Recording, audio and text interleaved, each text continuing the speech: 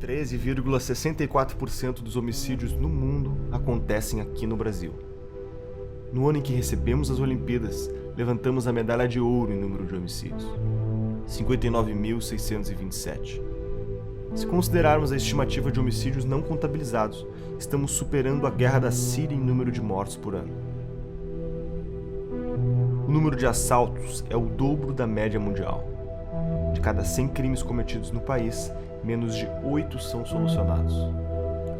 Acontecem 60 mil assassinatos por ano e 55 mil ficam sem solução. Mesmo que apenas 5% dos criminosos sejam presos, temos a quarta maior população carcerária do mundo, o dobro da população total da Islândia. Como chegamos até aqui? O que nos fez chegar tão longe?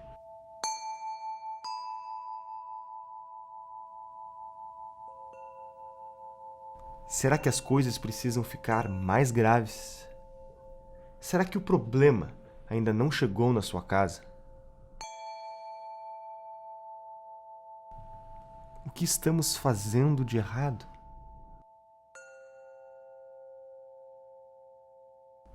Talvez o primeiro passo seja conhecer a natureza do problema.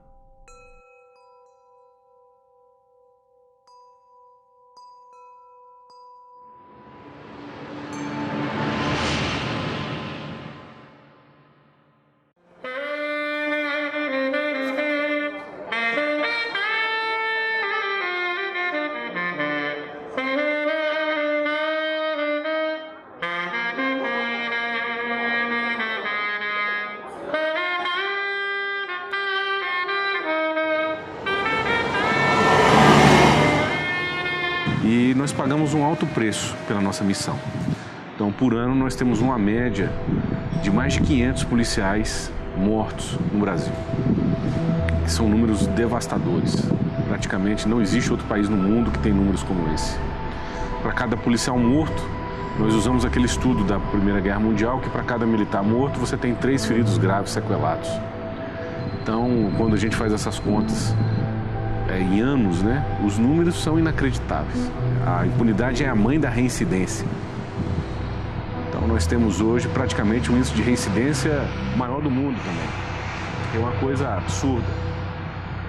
E isso traz consequências graves na vida de cada brasileiro. Não tem brasileiro hoje que não sofreu ou que não conhece uma pessoa próxima que não sofreu uma violência, que não sofreu um crime, seja de furto, seja de roubo, ou um acidente de carro. Então tem números em alguns lugares do Brasil, a audiência de custódia está liberando uma média de 80% dos presos em flagrante. Então o cenário hoje é esse. E na medida que o criminoso, nós temos casos, está até na internet, de bandidos que foram presos, bandido que foi preso 27 vezes pela Polícia Militar. E o que acontece? Quando você prende um criminoso e ele não cumpre a pena, e ele tem essa sensação de impunidade, imediatamente ele vai partir para a reincidência do crime, só que tem um fator complicante nisso. Ele vai ficando, cada vez que ele é solto, mais violento e mais audaz. Em 2015, a arrecadação de impostos no Brasil foi de 1.982 bilhões de reais. Para onde foi esse dinheiro? 53,9% da arrecadação do Brasil vem das pessoas mais pobres, das pessoas que ganham até 2 salários mínimos. Então, a maioria da arrecadação do Estado vem dos mais pobres.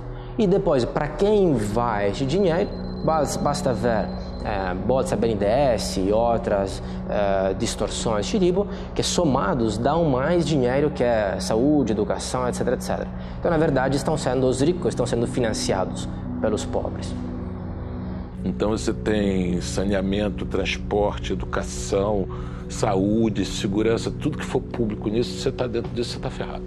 Entendeu? Então você tem uma estrutura de um Estado que arrecada brutalmente e não devolve nada, ou seja, quem quiser ter disso tem que comprar de novo. Você tem que comprar a segurança da sua rua, você tem que comprar o transporte privado, a saúde privada, porque você não tem outra alternativa. O Estado não lhe dá nenhum refresco e quem não pode comprar vai ficar morando ali na África para todo sempre. Então você sempre precisa de escravos para sustentar essa casta que sempre existiu. A dinâmica política, a dinâmica de ideias e essa lógica de arrecadatória do governo, a lógica de defender interesses organizados na sociedade, essa lógica que é um pouco reflexo da democracia de voto que a gente tem no Brasil, essa lógica massacra o pequeno. Como o governo brasileiro chegou ao ponto de ter a maior carga tributária do mundo, contando os impostos diretos e indiretos? É simples de explicar. Todo brasileiro trabalha 6 meses por ano para pagar somente o imposto de renda, contribuições previdenciárias, sindicais, PIS, COFINS, ICMS, IPI, ISS, IPTU e IPVA. E isso é só uma parte, porque tudo que você consome tem um preço maior do que deveria. Porque quem te vende um produto ou serviço também tem que pagar uma série de impostos que são repassados para você. São os famosos impostos escondidos. One of the great debates of our time is about how much of your money should be spent by the state and how much you should keep to spend on your family. Let us never forget this fundamental truth. The state has no source of money other than the money people earn themselves. If the state wishes to spend more, it can do so only by borrowing your savings or by taxing you more. And it's no good thinking that someone else will pay. That someone else is you.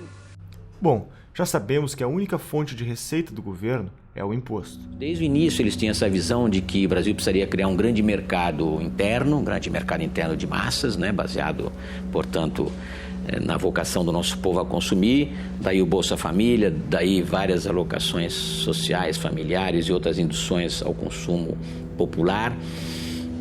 Criação de um banco popular, que foi uma fraude também, não é? Porque só gastou em publicidade. Enfim, eles fizeram vários mecanismos de demand side, em vez de supply side, achando que o aumento do crédito, ou seja, a disponibilidade de recursos na mão de consumidores iria fazer com que imediatamente a oferta aumentasse, né? Você então tem a típica política keynesiana, vamos abrir buraco, pagar o cara para abrir buraco, depois para fechar o buraco, com esse dinheiro ele vai comprar produtos e o capitalista então vai movimentar os seus espíritos animais, investir. E é uma equação que não funciona. Aliás, o multiplicador keynesiano é uma fraude em si, é uma fraude econômica. O keynesianismo nada mais é do que uma política anticíclica adaptada para período de crise, para tirar o país do ciclo depressivo e levantar. Então, aquilo é necessariamente temporário e emergencial. Na América Latina, o keynesianismo foi transformado em teoria do desenvolvimento pelo Raul Prebisch, né? E nos companheiros virou um mito do desenvolvimento, né? O Celso Furtado e outros. O keynesianismo virou keynesianismo de botequim, como eu digo, e foi o que o Manteiga fez. O Manteiga é um típico keynesiano de botequim, então todas as políticas foram nesse sentido e deram errado, né?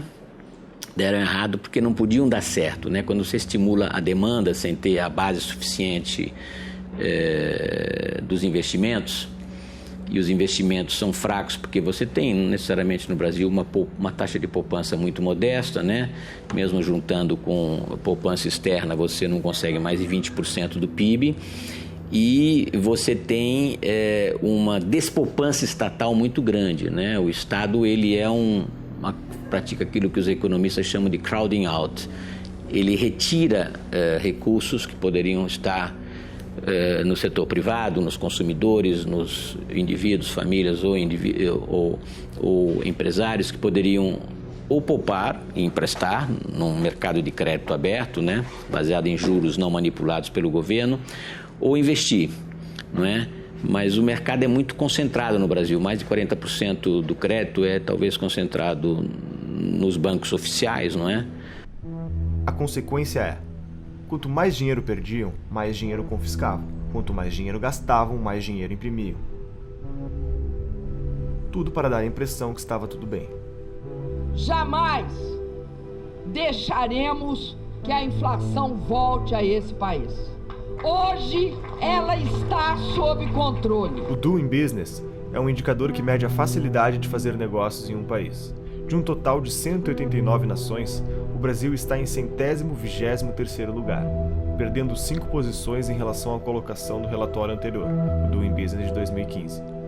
Os casos mais críticos são os procedimentos para abertura de empresas, em que estamos em 175º lugar. Casos preocupantes também são a obtenção de alvarás de construção, registros de propriedade e regras de comércio internacional. Mas quando, por exemplo, um caso que eu sempre cito, o meu avô comprou o primeiro carro, não tinha ainda as prestações, o mercado de crédito atual, para ele amortizar este custo que ele teve, ele começou a dar carona para as crianças nas escolas e levava para casa. Imagine, colocando um monte de crianças nestes carros, não sei, dos anos 50, 60, etc. Imagine isso hoje. Seria proibido, seria processado por normas de segurança e coisas ainda mais complicadas.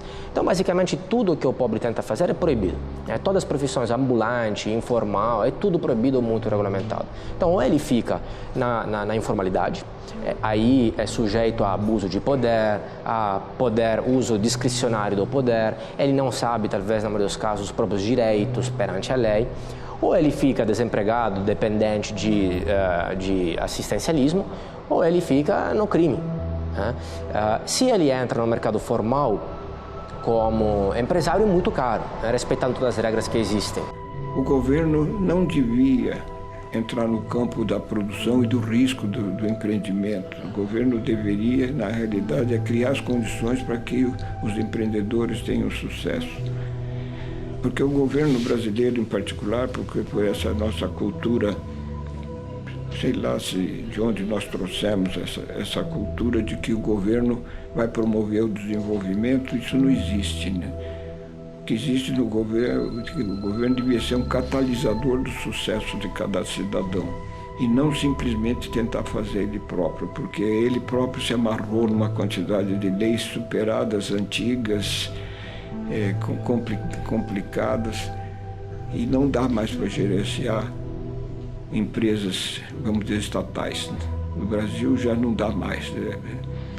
As empresas que nós temos hoje ainda estatais, nós vemos que estão se debatendo com problemas que não deveriam existir, e mais num regime de fiscalização do que de produção. Dentro desse panorama, eu gostaria que cada um pensasse no exemplo que a natureza nos dá. A natureza está nos dizendo simplesmente que a padronização não funciona. Não existe duas pessoas iguais. Olhando para uma árvore, não há duas folhas iguais. Olhando para as árvores, não há duas árvores iguais. Quer dizer, não há 2 dias iguais. Essa ideia de padronizar através da legislação, como o governo procura fazer, que todos tenham as mesmas obrigações e as cumpram da mesma maneira, não funciona. Mesmo quando o governo decidiu nos numerar, ele nos numera diferentemente um do outro. Portanto, as diferenças estão aí. Você não tem um livre mercado no Brasil. Nós não temos. A verdade é isso. Se você não tem livre mercado, se você não tem a livre iniciativa, se os seus meios de produção eles são, de certa maneira, limitados pelo Estado, ou seja, não é 100% privado, você não tem capitalismo. Capitalismo não é lucro. Lucro é o resultado de capitalismo. Esse é que é o ponto. Você pegar esses índices econômicos mundiais de liberdades econômicas, né, do Fraser Institute ou da Heritage Foundation, né, Economic Freedom of the World, o Brasil está lá para o final de países parcialmente não livres, né? Você tem os países absolutamente livres, aqueles suspeitos de sempre, Hong Kong, Estados Unidos, Escandinávia, e tem os países menos livres e tem uma terceira categoria de parcialmente não livres, e os não livres, a China, Vietnã, Venezuela, até o Brasil está num lugar muito ruim para a nossa autoestima nacional. Nós somos não somos uma autocracia como a China, mas economicamente nós somos menos livres que a China. A China tem muito mais liberdade no seu ambiente de negócios do que o Brasil. E eu sei disso porque eu morei lá. O índice que mede a liberdade econômica da Heritage Foundation nos coloca em 122º lugar no ranking mundial de liberdade econômica, de 186 países analisados. O ponto é, nós perdemos a liberdade. A liberdade de construir o novo. A liberdade que nos permite mudar o nosso rumo. A liberdade de escolher para onde o nosso dinheiro deve ir.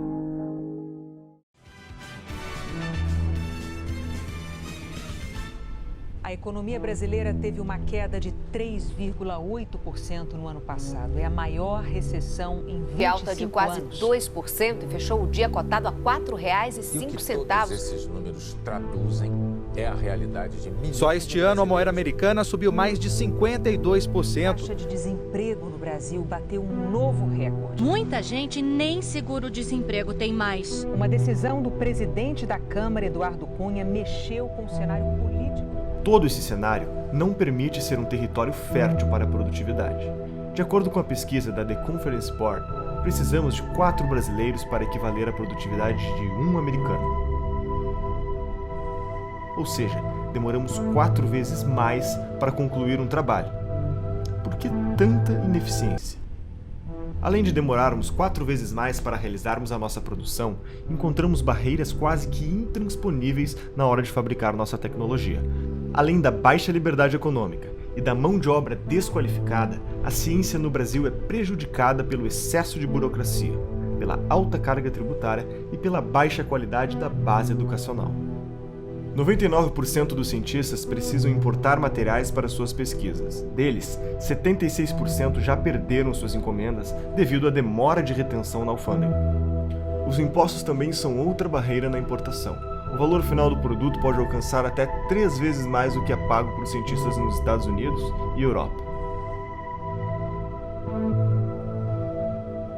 Nunca conquistamos um prêmio Nobel. 8, 7, 6, 4, 3, 2, 0 and lift off. Existem 2 programas na Singularity. Existe o programa profissional, que é de 1 semana, que é para executivos e gente que paga. E existem os programas de 10 semanas, que são abertos para qualquer pessoa no planeta. Então, em 10 semanas você vai lá, não conhece ninguém, você chega lá e aí você tem que criar um negócio. A Made in Space foi criado em 10 semanas num desses que eles chamam de ESP, tá? Nesse programa. Essa empresa Made in Space agora está fabricando, vai começar a fabricar no espaço fibra ótica. As fibras óticas que vão ser construídas, feitas no espaço, elas vão ter um desempenho de 100 a 1000 vezes maior do que as melhores fibras óticas construídas hoje na Terra. Então se imagina se você traz essa fibra para cá e começa a utilizar essa fibra para transporte de dados, para cálculos matemáticos, quão mais rápidos nós produziremos coisas na Terra. Isso a gente via nos filmes, tá? Isso está acontecendo, mas isso só está acontecendo porque existe uma liberdade fantástica para a construção disso. E aí eu me dei conta de que eu teria que pegar uma cápsula do tempo, que na verdade é um avião da United, e retornar para cá. Porque agora, se você... é possível viajar no tempo? Sim. Pega um avião e vai para São Francisco.